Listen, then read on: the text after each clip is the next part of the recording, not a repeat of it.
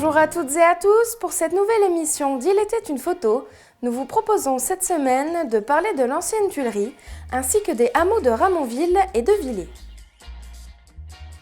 En venant de Pierrevillers par la route de Metz, juste après la station-service, monte toujours, et ce depuis le XIIe siècle, un petit chemin vers le hameau de Ramonville.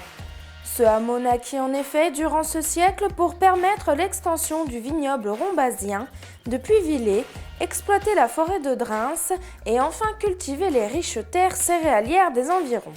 Complètement détruit en 1636, c'est-à-dire au temps de la guerre de 30 ans en Europe, laquelle ravagea la Lorraine, le hameau fut progressivement reconstruit au XVIIe et XVIIIe siècle. C'est ce qu'indique encore le millésime d'une porte piétonne.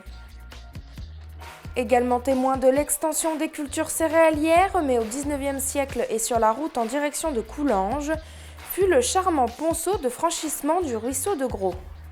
Soigneusement entretenu, le ponceau facilitait l'accès aux cultures sur sol argileux, tandis que le ruisseau en assurait le bon drainage.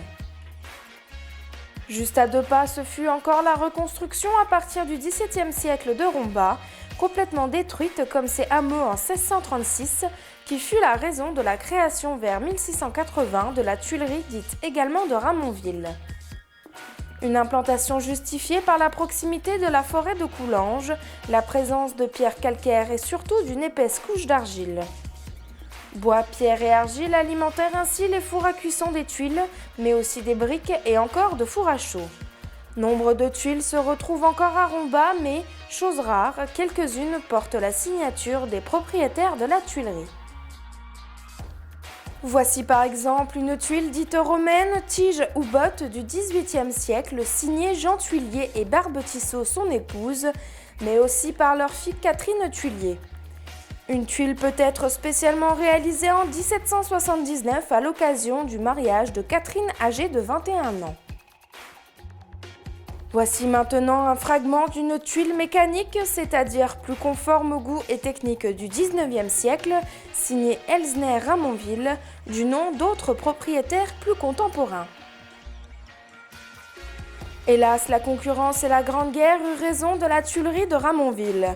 Transformée en ferme avec adjonction en 1975 d'une association équestre, elle fut rachetée en 1992 par la commune de Romba à son dernier propriétaire, M. Levaux, et finalement détruite en novembre 1994. Attesté dans le 7e siècle, le hameau de Villers devant Romba fut ainsi évoqué pour la première fois en 871 dans une charte de l'abbaye messine de Gorze. Abbaye qui fut à l'origine de l'introduction de la vigne en notre vallée et plus particulièrement sur les coteaux argilo-calcaires les mieux ensoleillés de Romba. Hameau prospère et de plus en plus peuplé mais éloigné de l'église de Romba, Villers méritera vers 1321 la construction d'une chapelle sous le double patronage de Saint-Jacques et de Saint-Christophe. Pour y célébrer la messe et entendre plus distinctement sonner les cloches de l'Angélus.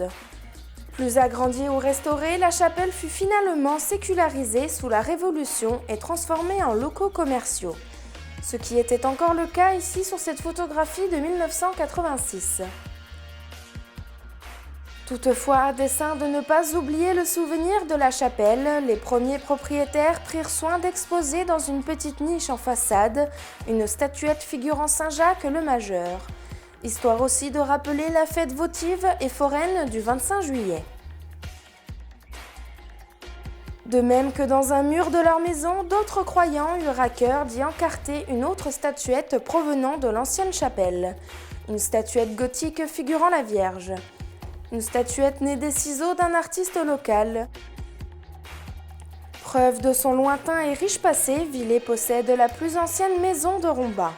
Une petite maison vigneronne où figure la date de 1615 sur le linteau de sa porte piétonne.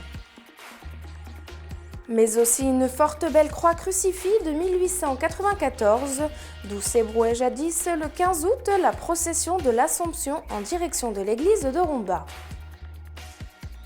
Malheureusement, c'est à la fin des années 50 que Villers perdit son lavoir couvert de 1859 à 3 arches de plein cintre, comme le montre cette forte belle toile de Madame Sonnenschein, née Velté, décédée en 1994.